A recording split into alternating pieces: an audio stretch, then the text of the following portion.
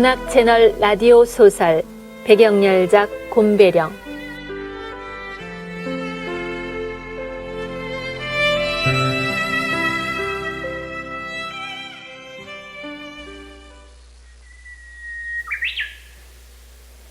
새소리가 퉁소의 높은 쏠음개처럼 가늘고 짧게 울렸다. 소리의 진원지를 찾기 위해서 고개를 뒤로 젖혔다. 잔뜩 흐려있는 하늘이 눈에 들어왔다. 이번에는 제법 굵은 소리가 들렸다.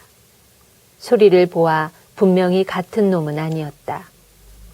다시 한번 고개를 들어 목을 한 바퀴 휘휘 둘러보았으나 여전히 소리만 들려올 뿐이었다. 뒷목이 뻐근했다. 담배를 물었다. 연기를 깊숙하게 들이마시고는 천천히 길게 뿜었다. 담배 연기는 도화지에 뿌려지는 먹물처럼 시야를 뿌옇게 흐렸다. 그러나 그것이 이미 눈자 위에 들어차 있는 구름의 회색 빛깔 때문인지 담배 연기의 색깔 때문인지는 분간되지 않았다.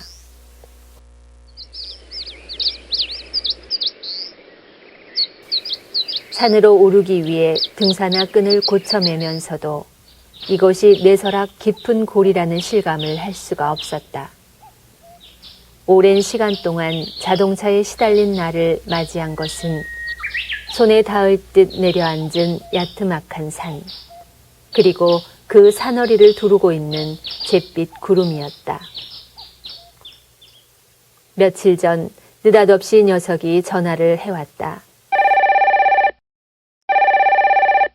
대학 동기라고 했지만 녀석과의 교류는 거의 없다고 하는 편이 맞는 말이었다. 같은 복학생이었지만 녀석은 우리들과 잘 어울리지 않았고 그러다 보니 자연스레 대학을 졸업하면서 연락이 끊어졌다. 오래전에 우연히 서로 통화를 한 적이 있었다. 그러나 서먹서먹한 느낌을 감추지 못하고 통념적인 안부만 주고받고는 서둘러 전화를 끊은 기억이 있을 뿐이었다. 그런데 작년 겨울 동기생의 부친상 문상을 갔던 자리에서 녀석과 마주쳤다. 그날 친구들과 새벽까지 술자리를 가졌는데 녀석도 같이 있었던 것 같았다. 대학 입시학원 원장이라는 녀석이 다음날 수업을 핑계로 일찍 끝내고 싶은 눈치였지만 나는 끝까지 녀석을 붙잡았다.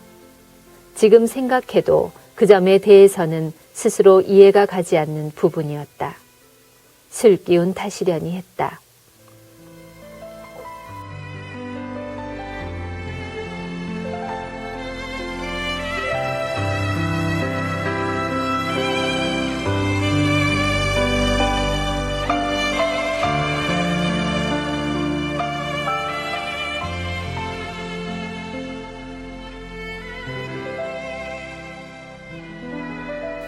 녀석이 곰배령 등반 제의를 했을 때 칼로 무베듯이 한마디로 거절을 했어야 했다. 원래 등반을 좋아하지도 않지만 녀석과의 무엇인가 알 수 없는 불편한 관계를 느끼고 있는 나로서는 오랜 시간 같이 있어야 한다는 것이 부담스러웠기 때문이었다. 부담이라는 것은 상대적인 것이라서 어느 일방이 그것을 해소하고자 하는 뚜렷한 의지가 없다면 결코 봄눈 녹듯이 그냥 없어지지 않는다는 것이 경험이고 또 지론이었다. 그렇다면 녀석도 분명히 나와 마찬가지로 일종의 부담을 가지고 있을 터였다. 그런데도 굳이 등반을 제의한 것을 보면 녀석은 내가 하기 힘든 용기를 냈거나 아니면 등반 위에의 다른 목적이 있을지도 모른다는 짐작을 했다. 생각이 거기까지 미치자 나도 모르게 작은 오기가 발동하고 있음을 스스로 느꼈다. 그 틈을 노렸음인가. 내가 즉답을 못하고 머뭇거리자 녀석은 일방적으로 자기가 데리러 오겠다며 출발 시간 약속을 하고는 전화를 끊었다.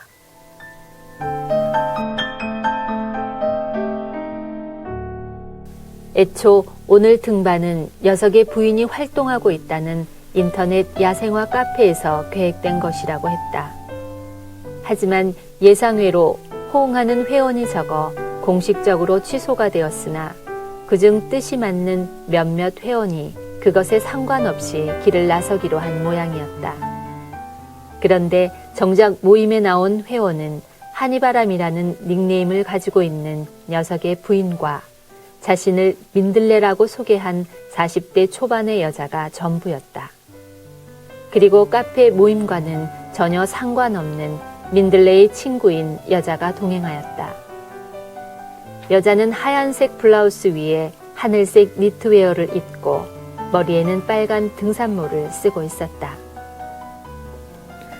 친구예요. 제가 곰배령 간다니까 꼭 한번 가보고 싶었던 곳이라며 따라 나섰어요.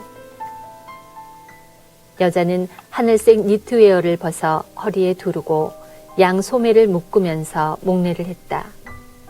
순간적으로 여자와 눈길이 마주쳤다. 갑자기 약한 현기증이 일어났다. 여독 타시려니 했다.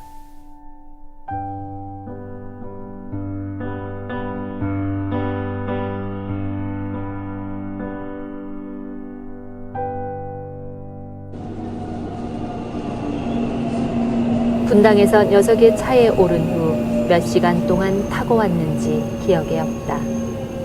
내가 그나마 눈에 익은 길은 홍천까지였다. 거기서 꼬불꼬불한 강원도 산길을 한참 동안 달려 현리라는 곳에 도착했고 그 뒤로 방태산 휴양림을 지나 또다시 오랜 시간을 달렸던 것 같다. 그리고 다시 비포장길을 2번씩 거치면서 이곳 강선계곡에 도착했을 때쯤에는 맥이 풀린 상태였다.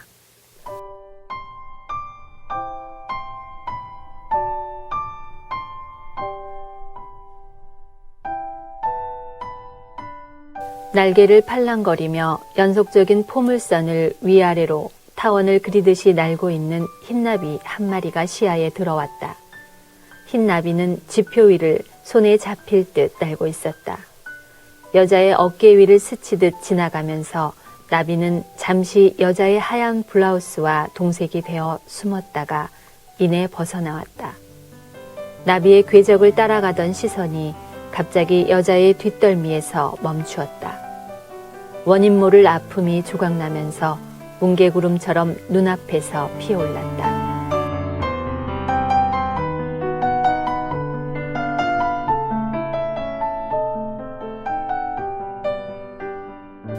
환영이었을까?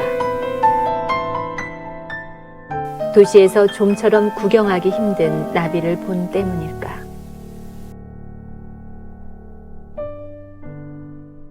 아니면 여자의 하얀 블라우스가 눈에 익은 탓일까? 산을 오르기 전 입구에서 여자와 처음 인사를 나누었을 때 하마터면 아는 체 할 뻔했지만 너무도 쉽고 편안하게 나를 대했던 여자의 행동에 그만 고개를 가로젓고 말았다. 그런데 이상한 일이었다. 시야에서 사라진 흰나비를 찾으면서 문득 젊은 날의 고향 뒷산의 그때 일이 하필 떠오르는 것이었다.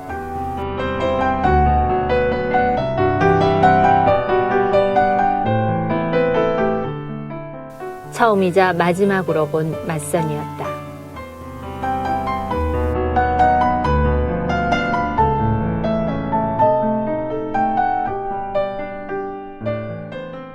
대학교 2학년 여름방학 때였다.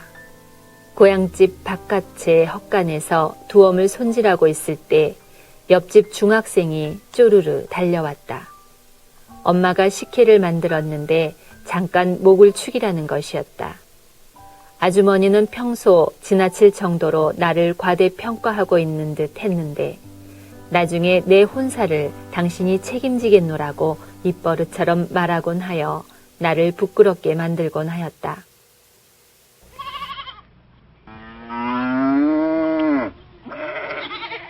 식혜를 마신 후 뒷산마루로 올랐다. 그곳은 마을을 벗어나는 초입에 있는 나지막한 언덕백이었다.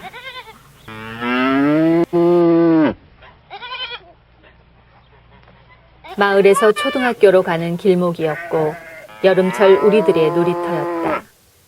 언덕이 시작되는 곳에 아름드리 느티나무를 비롯하여 소나무, 참나무, 도토리나무들이 마치 군대 열병식을 하듯 규칙적인 간격으로 서 있었다. 나무 사이를 타고 다니며 술래잡기를 하던 곳이었고 여름 오후 소목이 가기 전에 산 아래 저수지에서 멱을 감기 위한 집합 장소이기도 하였다. 아무리 더운 여름날이라도 언덕에 올라서면 구릉지에서 불어오는 바람으로 한꺼번에 땀이 씻겨나갔다. 처녀는 여름인데도 긴 소매의 하얀 투피스를 입고 나타났다. 아주머니는 방학을 틈타 고향에 내려와 있던 내게 평소 입버릇으로 말하곤 했던 맞선 자리를 현실로 만든 것이었다.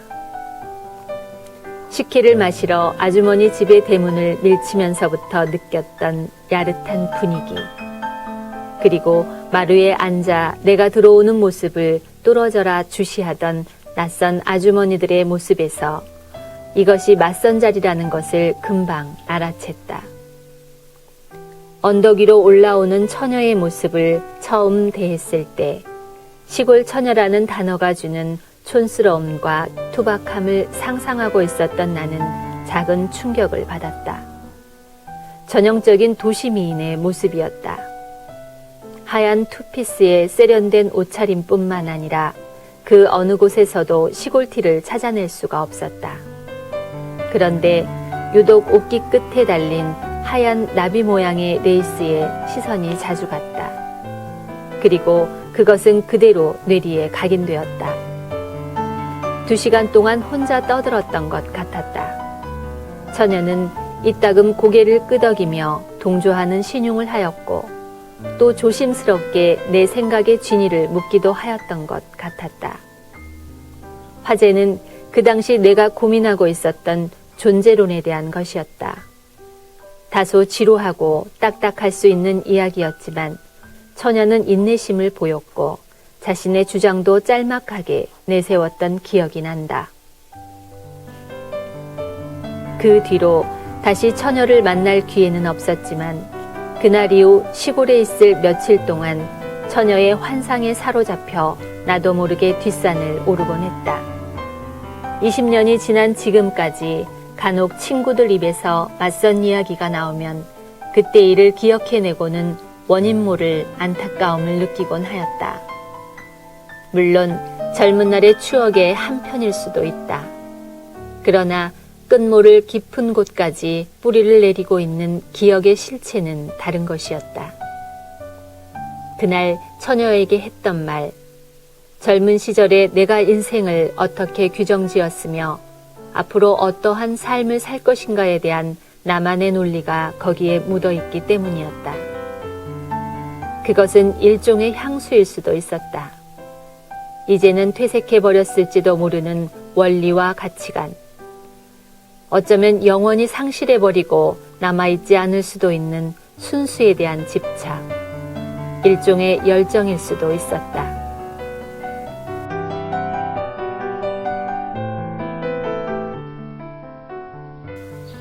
내가 뭐 야생화를 알기냐 하냐.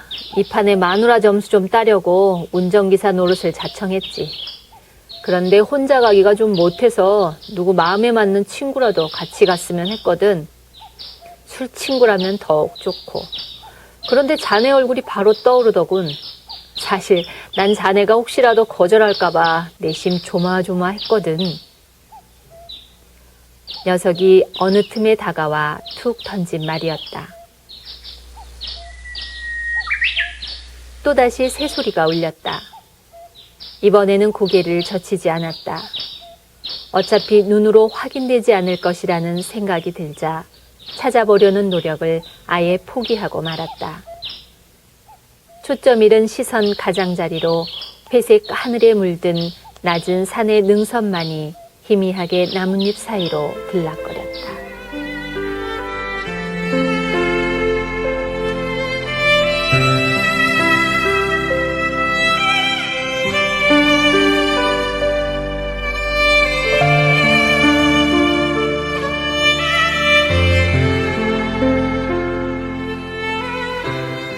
같은 학과였지만 녀석은 우리와 뜻이 달랐던 것 같았다.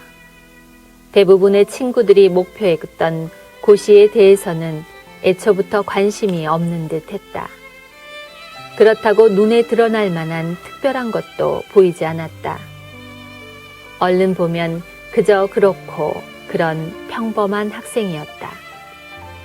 굳이 유별난 점을 찾으라고 한다면 녀석이 보내는 시간의 대부분은 내가 아는 한 적어도 강의실이나 도서관이 아닌 다른 곳이었을 거라는 점이었다.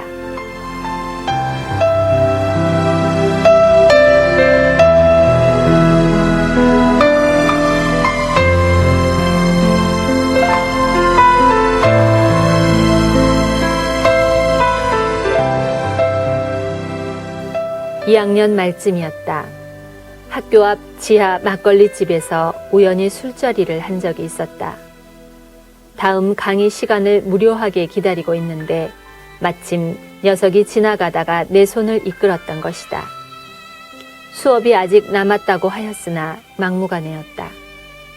녀석은 내 말을 들은 척도 않고 한박 웃음을 지으면서 그냥 자기가 술이 먹고 싶으니 술 친구라도 해달라는데 더 이상 거절할 수가 없었다.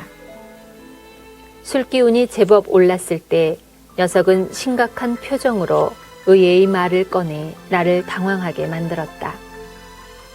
자기가 존경하는 친구인 종만이가 너무 힘들어하고 있는데 무능한 자신으로서는 아무런 힘이 되어주지 못한다는 것이었다. 친구의 뜻을 받들지 못하는 자신에 대한 혐오감 때문에 하루라도 편할 날이 없다는 것이었다. 종만이는 우리 과의 유일한 운동권 학생이었고 핵심 인물이었다.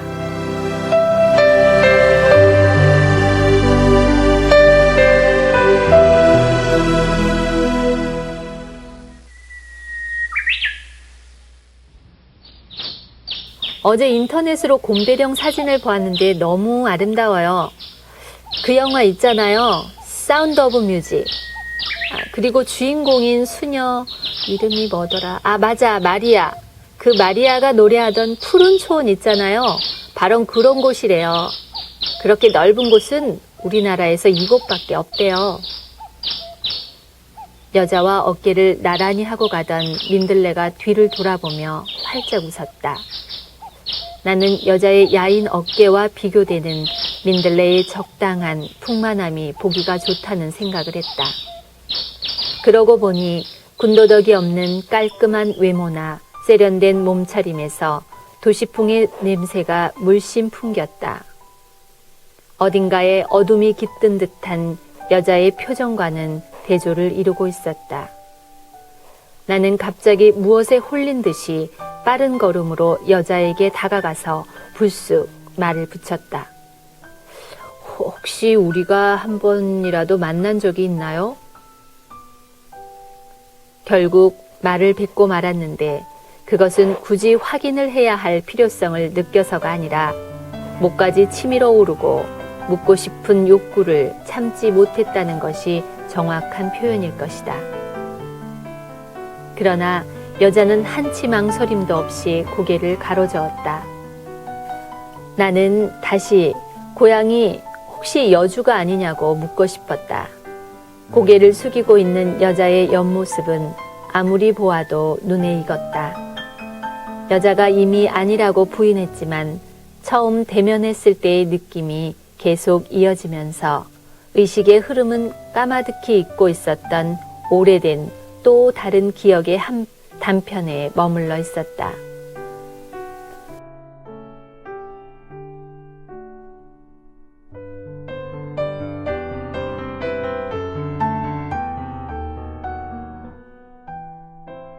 정확히 기억이 나지 않지만 30대 중반을 간 넘은 때였을 것이다. 못난 것을 탓하기에 앞서 운때가 맞지 않는다는 이유로 그때까지 고시에 대한 미련을 버리지 못하고 있었다.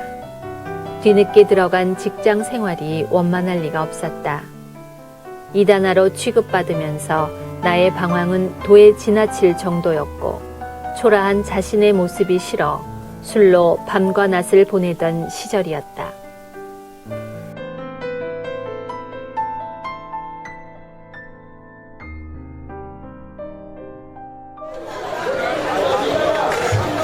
그만 꿈에서 깨. 보고 한 척, 잘난 척, 혼자 그러고 있지만 옆에서 보기에 좋지 않아. 유치한 노름 그만하고 이제 정신 차려. 자네는 어린애가 아니야.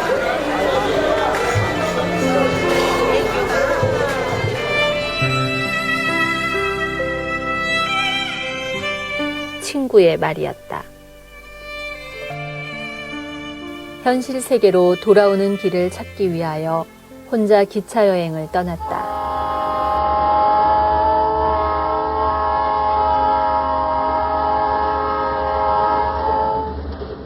회사에는 휴가를 내고 집에는 며칠 쉬고 오겠다는 쪽지 한 장만 남겼다. 처음부터 정해지지 않은 목적지였지만 마음에 두고 있었던 곳은 있었다. 언제든지 지나는 길이 있으면 한번 들르라는 후배가 있는 목포였다. 용산에서 목포행 비둘기호에 오를 때만 하더라도 사실 얼마간 야간 열차 여행의 운치를 기대한 터였다. 그러나 지저분한 객실은 온갖 비릿한 냄새가 진동하였고 10,000원으로 붐비는 통로에 서 있는 노인네들의 따가운 시선 때문에 온전히 자리를 지킬 낯짝도 없었다. 결국 진하게 덮쳐오는 피로함을 더 이상 견디지 못하고 중간에서 내릴 적당한 곳을 찾고 있었던 참이었다. 그때 문득 전주와 미륵전이 머리에 떠올랐다. 이리역에서 전라선으로 갈아탔다. 다시 전주역에서 금산사 미륵전까지는 버스로 한달음에 다를 수 있었다. 종점인 금산사에 도착했을 때는 이른 아침이었다. 허기를 면하기 위하여 식당을 찾았다. 방 아랫목은 따끈했다. 밤새 피곤한 몸을 녹이기 위해 식사를 기다리는 동안 벽에 기대어 잠시 눈을 감고 있다가 깜빡 잠이 들었던 것 같다.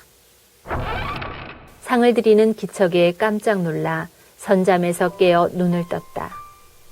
여자를 따라 들어온 아침 햇살은 하얀 블라우스의 어깨 위에 머물러 있었다. 그때 순간적으로 여자의 머리에 꽂혀 있는 상주 표시의 하얀 나비 모양의 리본이 눈에 들어왔다. 상을 들고 방으로 들어오는 여자와 잠깐, 아주 짧게 눈이 마주쳤다.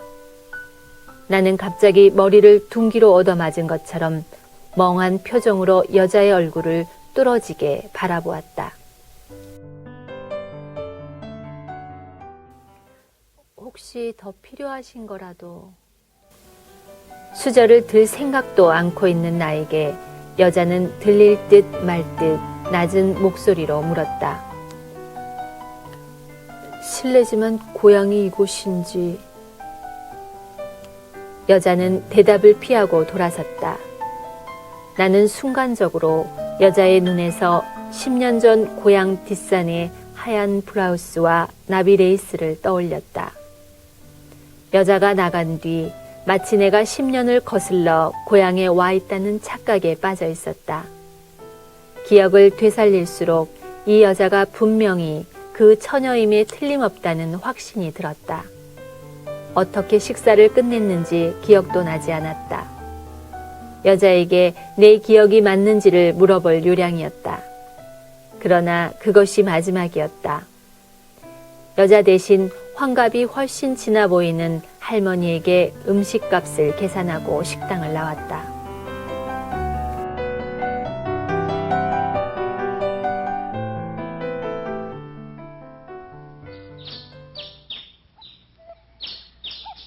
숲이 깊어지는 듯 나무는 점점 굵어지기 시작하였다. 등산객이라고는 우리 일행뿐이었다. 이곳이 입산 통제 구역이기도 하겠지만 아직은 세상에 많이 알려지지 않은 탓인지도 모른다. 일대가 자연 생태림의 보존지로 지정되어 있어 까다로운 허가 절차를 거쳐야 입산이 가능하고 특히 이곳에서 자생하고 있는 어떠한 식물도 채취할 수 없게 금지되어 있었다. 잠깐 쉬었다 가지. 목도 축이고. 내 곁으로 다가온 녀석이 개울가에 앉아 배낭에서 물통을 꺼냈다. 뒤따라오던 일행들도 우리를 보고는 숨을 몰아쉬며 자비를 잡았다. 그 녀석의 부인인 한이바람이 그에게 다가오더니 눈을 동그랗게 그리며 호들갑을 떨었다. 여보, 당신도 한번 들어보세요. 글쎄 곰배령에 행운초가 있대요. 녀석은 고개를 돌리지도 않고 지천에 널린 것이 행운초라며 심드렁하게 대꾸했다. 그러면서 네잎클로버에 대해 장황하게 떠들기 시작했다. 어릴 때 반지를 만들어 끼던 토끼풀 이야기까지 들먹였다.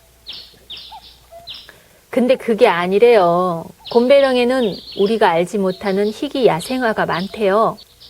그중 약간 붉은 빛을 띠고 있는 행운초가 있다나 봐요. 말하자면 곰배령 어느 곳엔가 신비한 붉은 꽃이 있다고 전해온다는데 곰배령이라는 이름도 이와 무관하지 않다는 것이었다. 처음에는 도둑골로 불렸던 모양이었다. 인제장과 양양장을 가기 위해서는 반드시 이곳을 통과해야 하는데 하도 숲이 울창해서 낮에는 도둑이 나온다고 해서 붙여진 이름이었다. 그런데 해방전 어느 해인가 산 아래에 있는 설피마을에 곰배팔 효자가 모친의 병을 고치기 위해서 약초를 캐러 왔다가 그만 실족하여 바위에서 떨어져 의식을 잃고 말았다고 한다. 한참 후 정신을 차려보니 난생 처음 보는 꽃이 바위 밑에 피어 있었다. 곰배팔 효자는 그 붉은 꽃이 하도 신기하여 그것을 뿌리채 캐다가 집으로 가져와 다렸다. 며칠 후 모친은 언제 알았냐는 듯이 자리에서 일어났다. 사람들은 곰배 총각의 효성에 감복한 산신령이 행운꽃을 내린 것이라고 입을 모았다. 그리고 언제부터인가 곰배 총각이 꽃을 발견한 고갯마루를 곰배령이라고 불러오고 있다는 것이었다. 닉네임 민들레가 계곡 입구 산장에 잠시 들렸다가 들은 이야기를 장황하게 설명하였다. 하지만 이런 심산유곡에 웬만한 바위마다 한 가지 이상의 전설이 있기 마련이고 또 꽃마다 꽃말이 있고 유래가 있듯이 대수롭지 않다는 생각을 했다. 그러나 민들레와 한이바람의 표정이 너무 진지하여 나는 감히 그 말을 입 밖에 낼 수가 없었다. 맞아요. 있을지도 모르죠. 터무니없이 지어낸 이야기는 아닐 거예요. 최초로 관심을, 아니 집착을 보인 것은 여자였다. 여자의 말에 한이바람은 지원군을 얻은 양 침을 튀기며 목소리를 높였다. 행운초는 어느새 현실 세계로 들어온 듯 했다.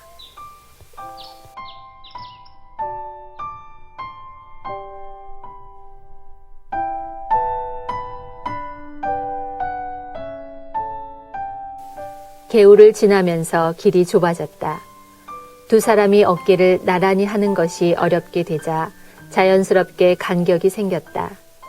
무성한 조리, 대나무 숲 사이로 난 길이 한참 이어지면서 등산로는 산허리를 비스듬히 돌아가고 있었다. 갑자기 찾아온 정적이 생경한 느낌으로 목의 뒷덜미에서 오락가락하고 있었다. 작은 경사를 이루며 낮은 오르막이 시작되는 곳에 이르자 길은 갑자기 거친 돌길로 변했다. 일행과 속도를 맞추기 위해 길가의 바위에 걸터 앉아 담배를 피우고 있을 때 민들레가 가쁜 숨소리를 뱉으며 다가와 맞은편 돌뿌리에 걸터 앉았다. 어떻게 지내냐는 민들레의 의미 없는 질문에 회사원 생활이 지긋지긋해 당장이라도 그만두고 싶다는 마음이 하루에도 몇 번씩 치밀어 오른다는 의미 없는 말로 대꾸했다. 민들레는 내 말이 끝나자마자 묻지도 않은 자신의 이야기를 늘어놓기 시작했다. 민들레의 자기 자랑이 끝이 없이 이어지는 동안 나는 이 여자에 대해 몇 가지라도 물어봐줘야 예의인지 고민을 하고 있었다. 생각의 고리가 끝없이 이어지면서 머리가 지끈거리기 시작하자 눈을 딱 감고 민들레의 말을 가로챘다. 그리고 정말 궁금하다는 듯 친구인 여자에 대해서 몇 가지를 물었다. 작년에 교회에서 만났어요. 자세한 이야기는 하지 않아 잘 모르겠지만 아마 고향이 이천이라는 것 같았어요.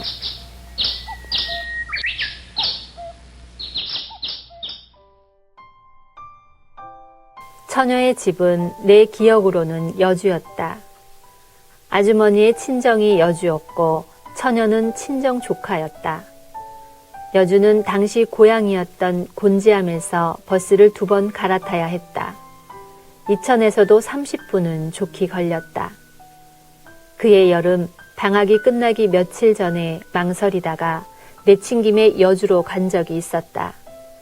처녀를 만나기 위해서였다. 처녀의 집을 알고 떠난 것은 물론 아니었다. 좁은 여주 바닥이니 운이 좋다면 길거리나 다방 아니면 술집에서라도 만날 수 있을까 하는 막연한 기대 때문이었다. 그러나 그날 온종일 여주거리를 헤매고 다녔지만 만나지 못했다.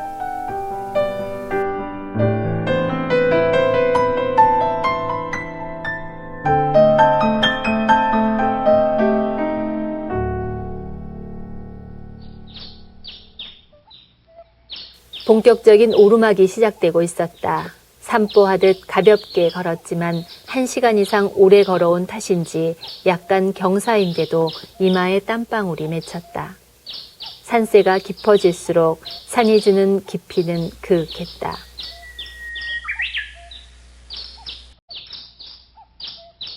길 주위 바위 밑이나 고목 구루터기, 이끼 사이에 피어있는 야생화가 고독해 보였다. 가려진 숲 사이로 멀리 능선의 윤곽이 시야에 잡힐 무렵 처음으로 등산객을 만났다. 대학에서 식물 탐구를 나온 학생들이었다.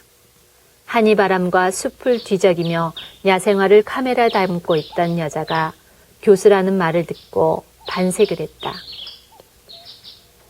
행운초요? 글쎄 약용인지 아니면 식용인지 아니면 무슨 과에 속한 것인지 모르세요? 여자의 질문에 대한 인솔 교수의 대답을 듣고 있던 한 학생이 키득거린다. 여자는 실망스런 목소리로 퉁명스럽게 말을 뱉었다. 보지도 못했는데 제가 그걸 어떻게 알겠어요? 교수님이 식물을 연구하신다기에 혹시 알고 계시나 해서 여쭤본 것이에요. 아, 네. 저희들은 주로 식물 생리학 부분을 공부하고 있습니다. 식물의 성장 과정을 관찰하고 조사하는 것이죠. 사모님께서 말씀하신 행운초가 어떤 종류인지 알 수 없군요. 죄송합니다. 도움이 드리지 못해서. 하지만 이곳은 워낙 희귀식물이 많아서 단정적으로 존재하지 않는다고는 저도 장담할 수가 없군요. 나는 맥이 빠진 표정을 감추지 못하고 있는 여자를 보면서 갑자기 가슴 한구석에서 피어나는 알싸한 향기를 느꼈다. 그랬다. 여자는 행운초를 찾고 있었던 것이다. 누구도 인정하지 않았던 행운초의 존재를 혼자 집착하고 있었다.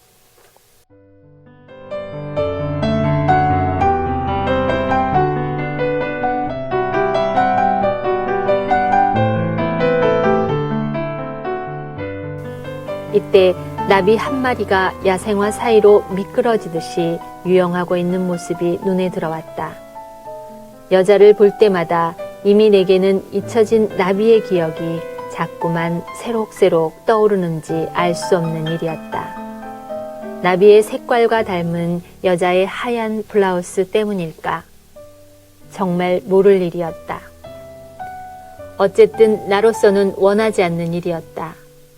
깊은 곳에 감추고 있었던 아스라한 추억이 나의 의지와는 상관없이 아픈 부위가 다시 도지듯 가슴을 쿡쿡 쑤셔댔다.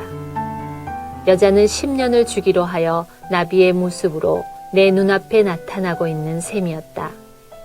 나비 레이스와 나비 리본과 이번엔 살아있는 모습으로 형체를 바꾸어가며 잠깐씩, 아주 잠깐씩 그렇게 아픈 상처를 들추어내고 있었다. 그리고 어쩌면 이 상처가 아물어갈 때쯤이면 오늘처럼 어김없이 또 어떠한 형상으로 나타날지 모르는 일이었다.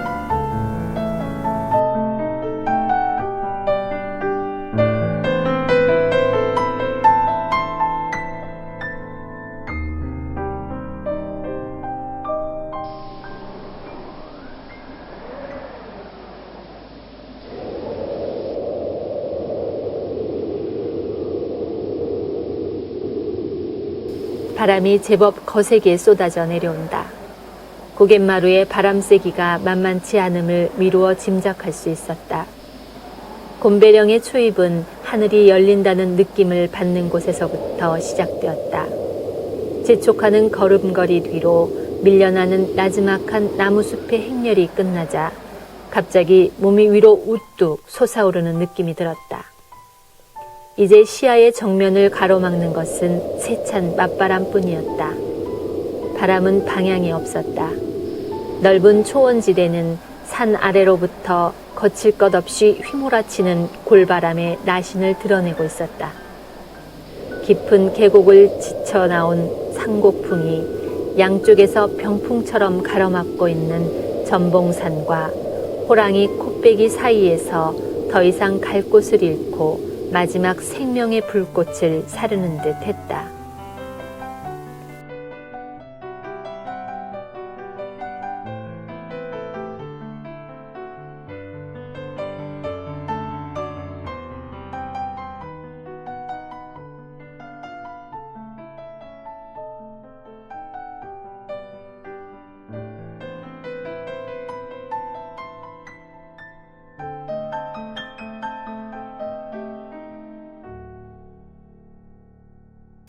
고갯마루는 예상외로 황량했다. 겨우 한 사람 정도 지날 수 있는 좁은 고갯길을 중심으로 넓게 펼쳐진 풀밭은 무성한 잡초만 가득했다. 지천으로 널려 있다는 야생화의 모습은 어디에도 찾아볼 수 없었다. 더구나 여기저기 듬성듬성 패인 자국까지 있어 을씨년스럽기까지 했다. 여름을 지나 초가을까지가 들꽃 잔치의 절정기라고 했건만 막상 와보니 이렇게 실망스러울 수가 없다. 고갯마루의 가운데에 서서 주위를 둘러보았다. 어림잡아 수천 평은 되어 보였으나 내내 마리아가 노래하던 알프스 고원지대의 푸른 초원을 상상해왔던 나로서는 할 말을 잃고 말았다. 더구나 고갯마루 가운데 있는 하얀 페인트의 헬기 이착륙장은 나의 상상의 날개를 더욱 무참하게 꺾어 놓았다. 씁쓸한 느낌을 애써 지우며 작은 전봉산으로 난 길을 향하면서도 신락 같은 희망의 끈앞풀을 버리고 싶지 않았다. 분명히 나를 깜짝 놀라게 할 뭔가가 있을 것이라는 믿음을 포기할 수가 없었기 때문이다. 그랬다. 행운초. 나 역시 그것에서 완전히 헤어나지 못하고 있었다. 곰배령에는 누구든지 쉽게 접하고 느끼고 그리고 가슴에 담을 만한 가치가 있는 파랑새가 존재할 것이라는 막연한 동경이 행운초라는 환상으로 새록새록 피어나고 있었던 것이다.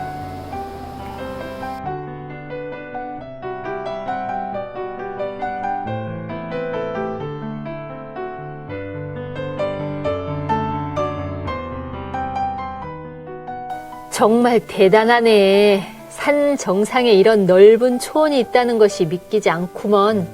가슴이 확 뚫리는 것 같지 않아?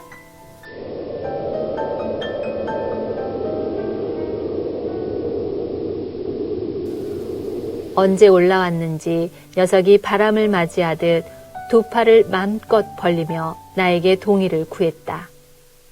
그렇네. 난 심드렁하게 대답했다. 녀석과의 대화는 바람이 헤집고 지나간 공허를 채우지 못하고 있었다. 새소리는 더 이상 들리지 않았다.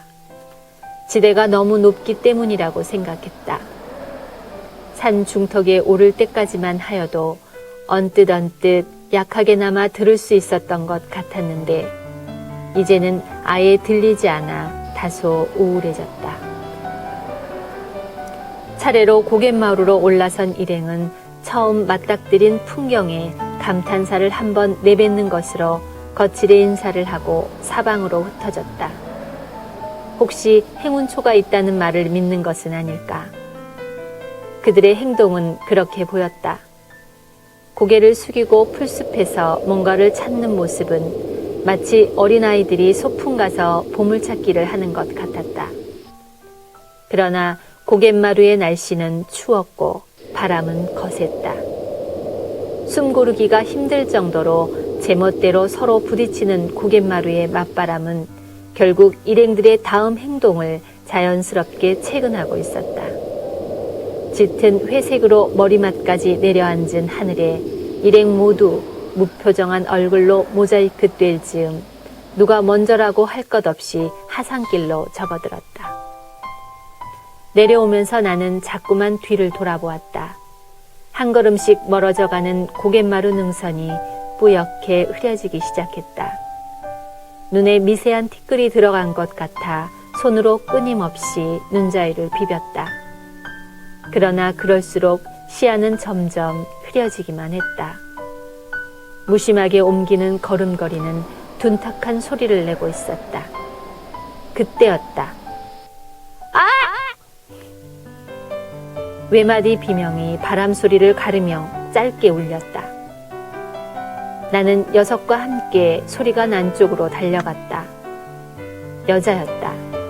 커다란 바위 밑에 움푹 파진 구덩이에 빠져 발목을 부여잡고 얼굴을 찡그리고 있었다. 우리를 보자 억지로 미소를 지으려고 하고 있었지만 애써 고통을 참고 있는 모습이었다. 죄송해요. 발을 헛디는 바람에 그만.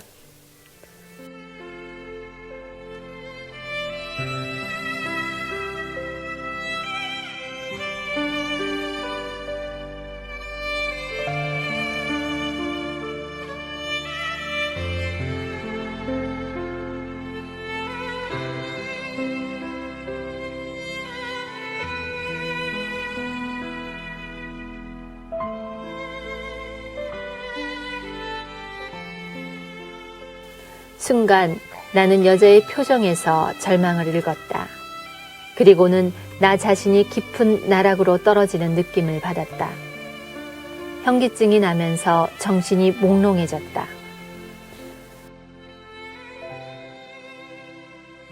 발목을 삔 것 같아요. 부축을 받고 구덩이에서 빠져나온 여자가 기어드는 목소리로 말했다.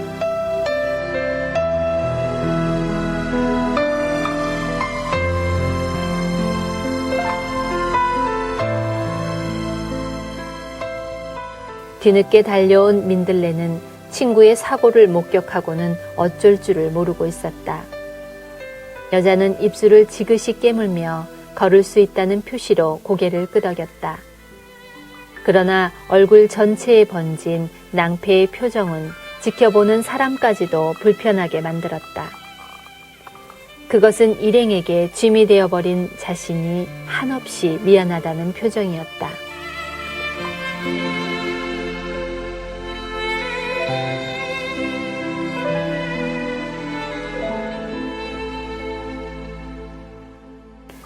잠시만 오시게 약초가 남아있으려나 모르겠네.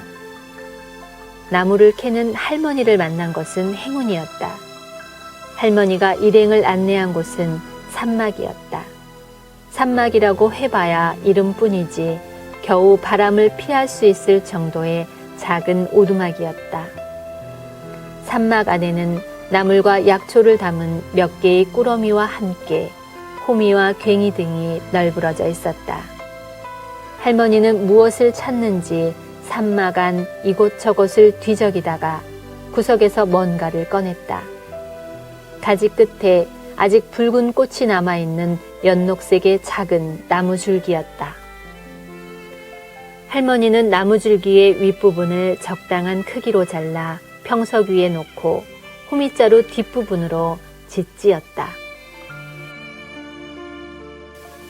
이거 말이지, 알른지 모르겠지만 딱 총나무라는 게야. 처자처럼 삔대는 특효약이지. 잠시만 기다려봐. 금방 통증이 사라질 거야.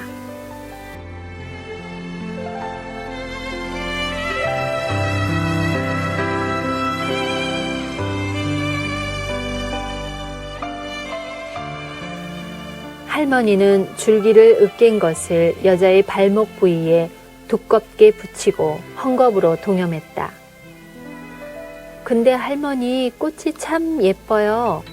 열매도 열리나요? 민들레가 떼어난 나무줄기 끝에 달려있는 홍화를 가리키며 물었다. 처음 보는 꽃이었다. 붉은 색깔이 가운데로부터 가장자리도 조금씩 번져가고 있었다. 그럼 열매가 열리고 말고 여름이 되면 조놈이 열매를 달지. 금색으로 말이지. 할머니 말대로 약효는 금방 나타나는 것 같았다.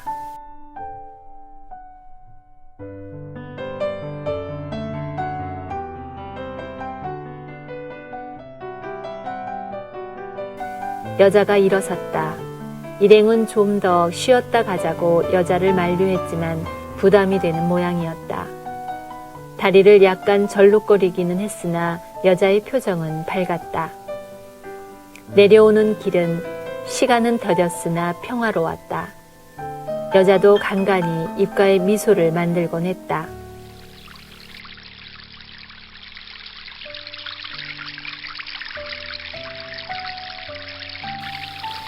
개울이 나타나자 녀석이 눈을 찡긋했다.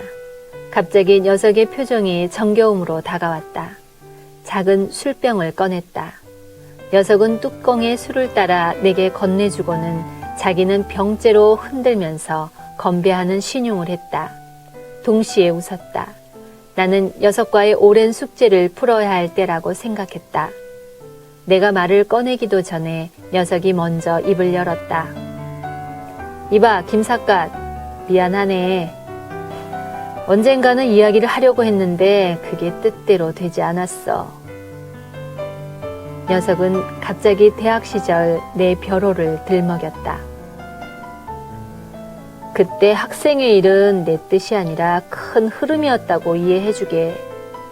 자네가 나를 욕해도 할 말은 없지만 적어도 내 뜻도 후배들의 의견과 크게 다르지 않았어. 다만 자네의 순수한 이상과 꿈에 흠을 내는 악역의 주인공이 나였다는 것이 가슴 아플 뿐이야. 자네가 학회장에 당선되었을 때도 자네가 내게 그랬던 것처럼 박수를 보냈을 거야.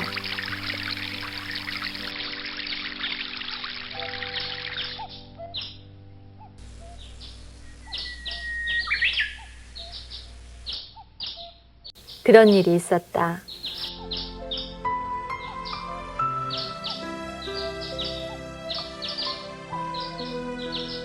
녀석은 대학 3학년 때 학부 학회장 후보였으나 합의에 의하여 내게 양보했다.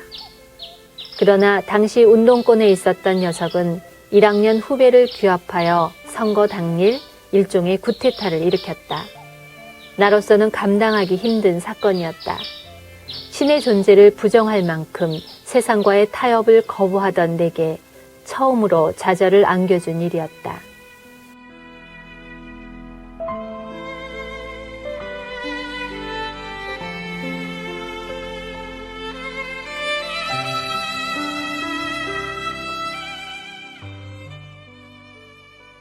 불과 몇 달 전 그해 여름 고향 뒷산 마루를 내려가던 처녀는 나에 대해 이렇게 말했다.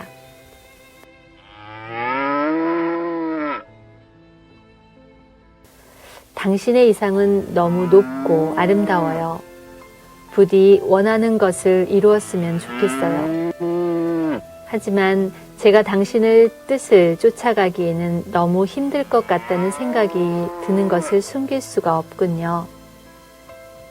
처녀의 의아한 말에 나는 이렇게 대답했었다. 할 수 있습니다. 세상은 인간을 위하여 창조되었고, 그래서 인간은 자기의 세상을 창조할 수 있는 거죠. 하지 못하는 것은 아무것도 없습니다. 단지 노력을 하지 않거나 미리 포기해버리는 둘 중에 하나일 뿐이죠. 저는 신의 존재를 믿지 않습니다. 신은 인간에 의한 피조물이거든요. 결국 인간이 바로 신이라는 거죠. 그렇다면 제가 신이 될 수도 있다는 논리가 되거든요. 이건 확실한 사실입니다. 당신이나 나나 모두가 그렇게 될 수 있다는 거죠. 단지 인간의 의지가 약한 탓으로 자신이 창조한 신에 의해 거꾸로 구속되는 되게 그런 이상한 삶을 살고 있죠. 저는 그것을 바로잡아 보겠다는 것입니다. 처녀는 고개를 갸웃거리다가 덧붙였다. 저는 무슨 말씀인지 어려워서 잘 모르겠어요. 하지만 왠지 모르게 당신은 당신이 생각하고 있는 그것을 해낼 수 있으리라는 느낌이 드는군요.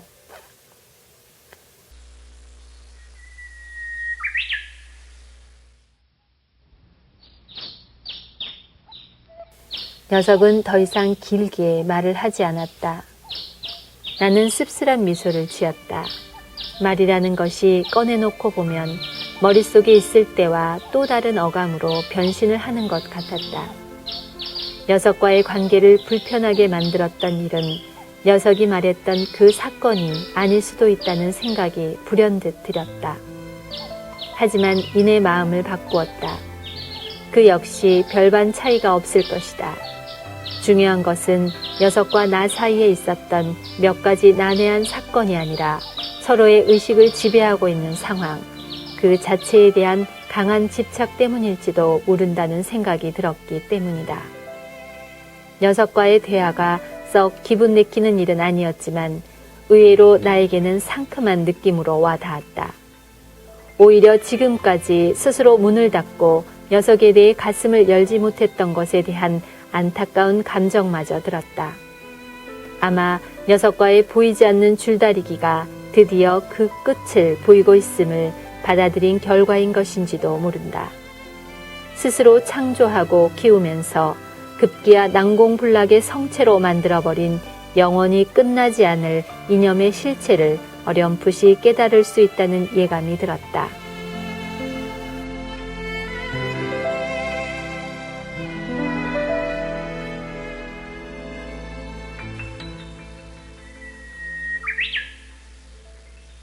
두 분 무슨 말씀을 그렇게 재미있게 하세요? 꼭 연애하는 것 같아요.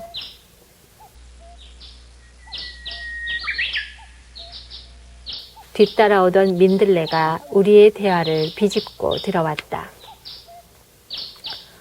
참, 친구는 어때요? 민들레는 대답 대신 뒤돌아보는 눈짓을 했다. 여자의 손엔 언제 구했는지 나무 지팡이가 들려 있었고 발의 절뚝거림도 거의 표시가 나지 않았다.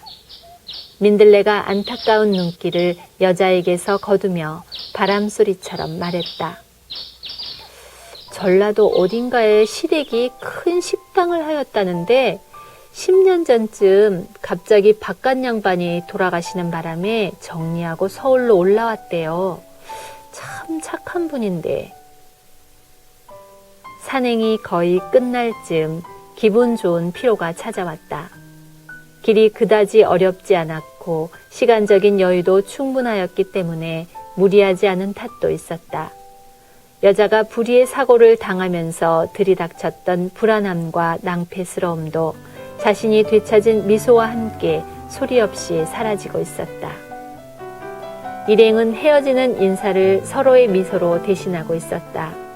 내가 녀석의 차에 오르려 할 때 민들레가 무엇인가 생각이 났다는 듯이 말했다.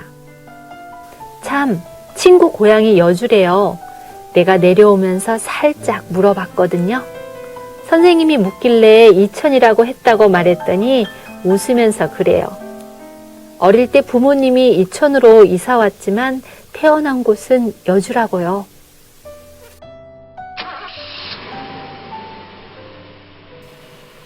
여자를 태운 자동차가 천천히 출발하기 시작했다. 녀석과 한이바람은 양손을 흔들며 배웅을 하고 있었다. 나는 열린 차창 사이로 얼굴을 내밀며 손을 흔들고 있는 여자를 보았다. 순간적으로 여자와 눈길이 마주쳤다. 이번에는 여자가 눈길을 피하지 않았다. 대신 희미한 미소를 지으면서 천천히 목례를 했다. 언뜻 여자의 하얀 블라우스 옷깃에 꽂혀 있는 녹색 나무줄기와 그 끝에 반짝이고 있는 황금색 꽃이 눈에 들어왔다. 신발의 먼지를 툭툭 털며 차에 오르는 녀석의 어깨 너머에 드리워진 산등성이의 낮은 구름 사이로 산새 한 마리가 모습을 감추는 것이 눈에 들어왔다.